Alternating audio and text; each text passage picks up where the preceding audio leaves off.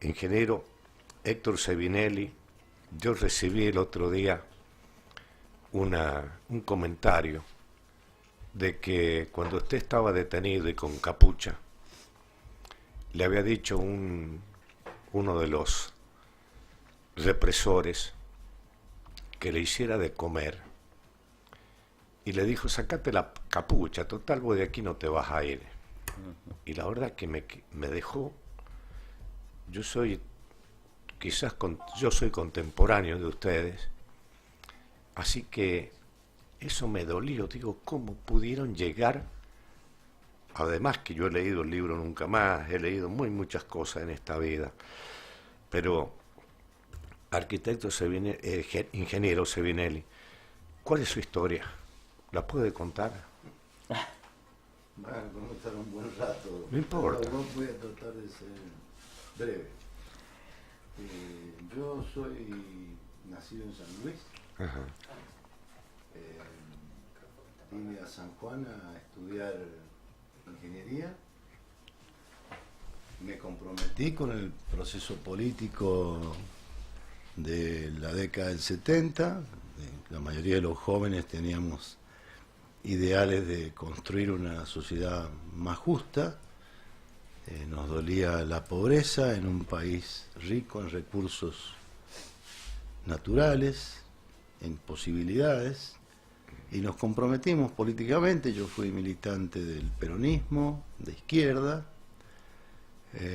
Fundamos una agrupación universitaria que se llamó Integralismo, la organización madre del peronismo de base. Tuvimos una militancia activa hasta el golpe del 76, cuando esto ya era una cacería humana. Yo dejé de militar porque las organizaciones se desarticularon, era una cacería prácticamente, y el dolor de ver compañeros que desaparecían, que fusilaban, un poco el instinto de supervivencia, digamos.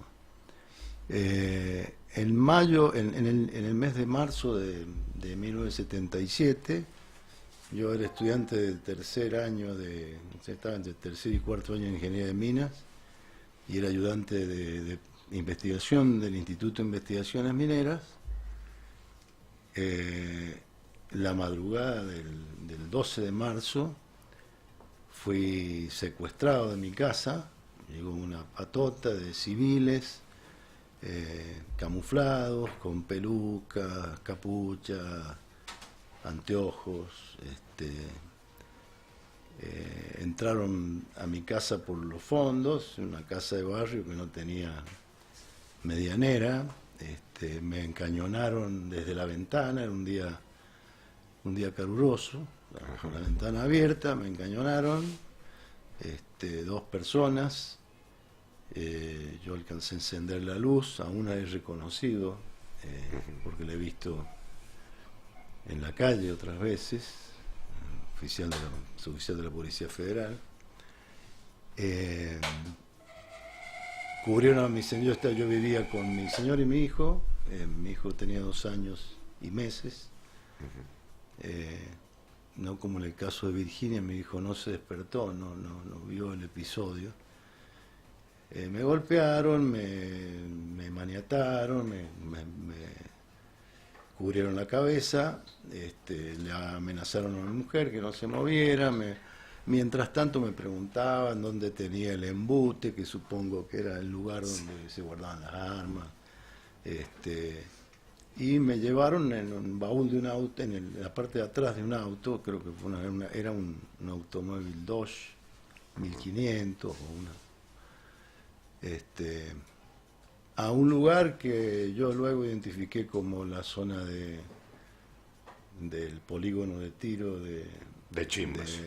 Del RIN 22, del RIN 22. Una quebrada donde eso estaba separado del polígono, una de las quebradas tantas que hay en la Sierra de Sonda, donde había una instalación muy precaria de de chapas y palos, toda la chapa de zinc y techo y paredes, un par de habitaciones que yo reconocí, pues no sé si había más, pero creo que eran esas nomás.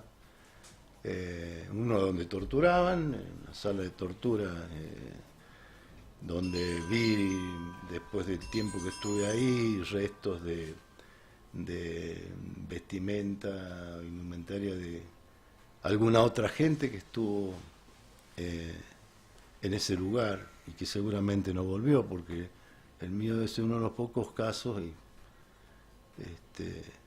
no sé a quién agradecérselo, pero bueno, a mí me largaron. Era parte del terror.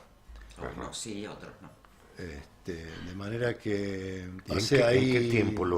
¿En qué tiempo lo liberaron a usted? Yo estuve 25 días detenido, desaparecido.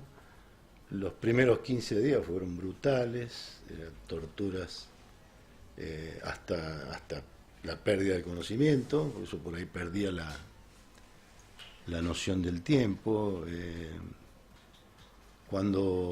Parece que cuando estaba ya en condiciones de recibir alguna otra sesión de picana y golpiza y quemadura, volví a la cuestión. A partir, calculo yo, de las primeras 2 semanas, no tengo exactamente noción del tiempo, pero bueno, reconstruyendo, luego uno vuelve sobre los hechos y más o menos calculo que a los 15 o 17 días cesaron las torturas.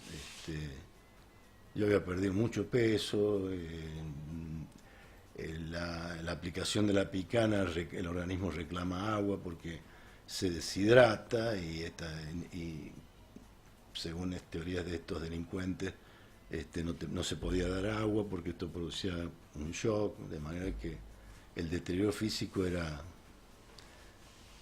mayor. Bueno, podría dar miles de detalles de las cosas que pasaron. Hubieron algunos casos que yo he logrado identificar, de los legajos que me pusieron cuando hice la denuncia de este caso. Un suboficial blanco que figuraba en ambos archivos, en el de la Policía Federal y de la Policía Provincial. Esa persona tuvo un episodio particular, porque bueno, esta también fue una de las personas que dijo, sacate la venda porque vos no volvés de acá. Y hacía un poco ostentación de su profesión, digamos. Dijo haber sido guardia personal del profesor Camus, y bueno, esto después fue comprobado en su legajo de la Policía Provincial. ¿Está detenido? Está detenido con prisión domiciliaria porque está en un estado de salud. Bueno, muchos están con prisión domiciliaria y no se sabe muy bien cuál es el estado de salud, porque todavía siguen protegidos, a pesar de que son criminales, que han cometido delitos que son imprescriptibles y que tienen que pagar lo que hicieron, todavía tienen protección. Bueno, y hoy estamos en un clima de época complejo. La derecha ha ganado el gobierno por elecciones, cosa que no había ocurrido casi en la historia de la Argentina.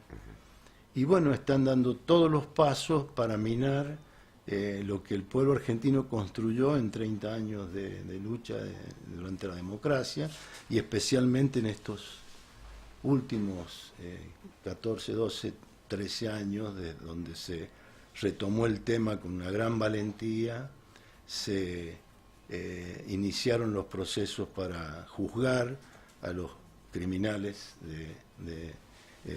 del terrorismo de Estado, y con todos los derechos y garantías que da el orden constitucional, porque aquí no ha habido persecución. Acá han ido a buscar a los que habían cometido delitos.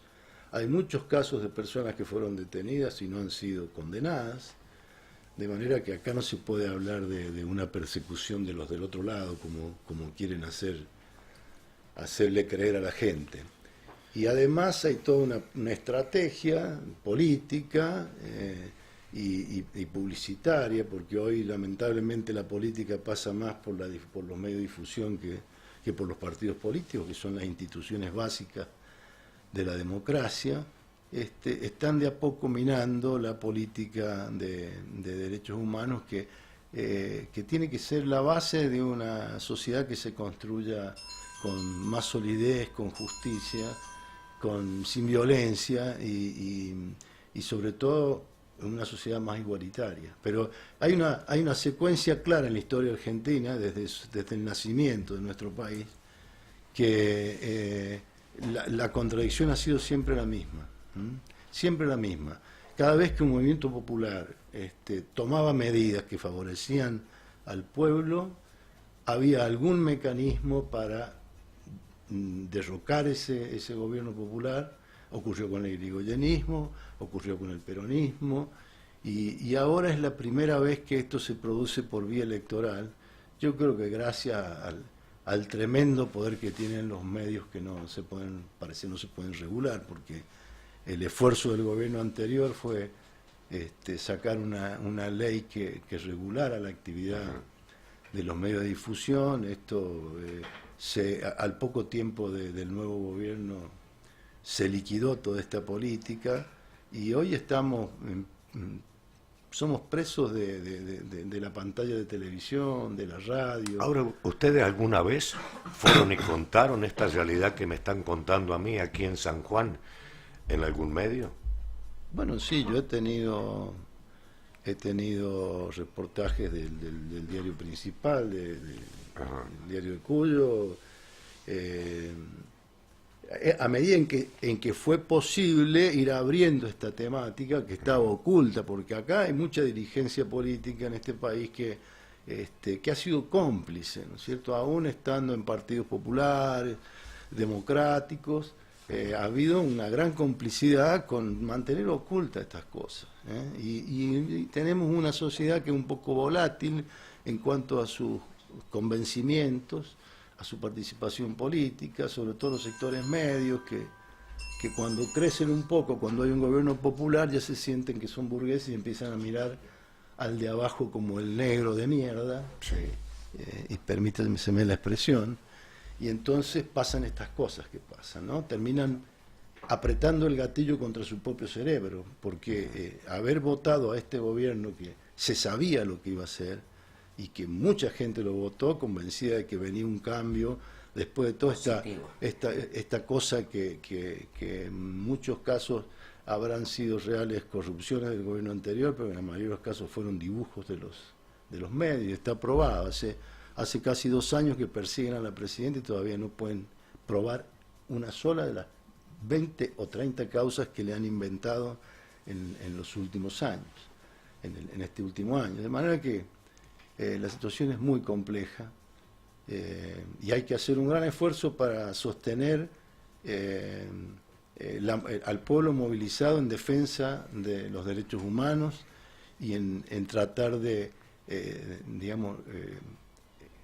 que esto se consolide y no hagamos para atrás como estamos haciendo para atrás en tantas otras cosas, ¿no es cierto? Hay 2 tipos de corrupción en los gobiernos. Hay una corrupción que es puntual, de funcionarios que, tentados por el poder, meten la mano en la lata. Pero la peor corrupción, y lo dicen los principales expertos del mundo, es la corrupción institucional, que es la que vivimos hoy: endeudar al país, cobrar comisiones sobre los préstamos que se otorgan, destruir la industria, aumentar la desocupación para bajar el salario, beneficiar a los grupos concentrados en la economía. Esa es la política que hay hoy en la Argentina, y la gente tiene que abrir los ojos por esto, porque cuando estas cosas pasan, no son solo los negros los que sufren, lo sufren también las clases medias, por supuesto, que descienden en la escala, que pierden derechos, derechos como los más elementales, la educación, la salud, el sacado, los remedios a los viejos, sí. Los remedios que son casi necesarios después que uno cumple 60 años, como el remedio con la presión, ¿no es cierto? Hay que hacer un trámite que dura, no hay vacunas hoy. Ayer fui a vacunarme, yo tengo 66 años, he ido a vacunarme a un centro público y no había vacuna para la gripe. De manera que hay que pelear para que esto pare, porque tenemos cada vez más cerca lo que vivimos en el 2000, cuando este país se endeudó durante el gobierno de Menem con el invento de la convertibilidad, que era una política económica inviable para un país dependiente, y llegamos al fondo del pozo, y nos costó, no me acuerdo cuánto exactamente, pero más de 30 muertos tuvimos en esos sucesos, 10 años para poder recuperarnos un poco de cómo estábamos. El país se entregó, este gobierno entregó el país desendeudado, que es una cosa importantísima para poder tener soberanía en las decisiones políticas. Decisión política para decir a dónde pongo la plata. Esta es la cuestión, ¿no es cierto?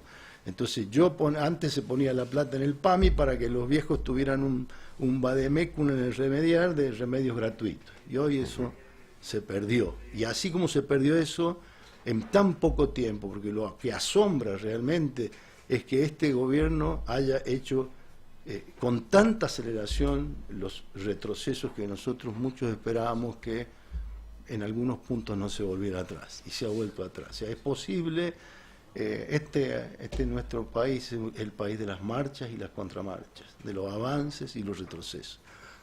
Así se construye la historia. Pero yo creo Pero hay que tratar de retroceder lo menos posible.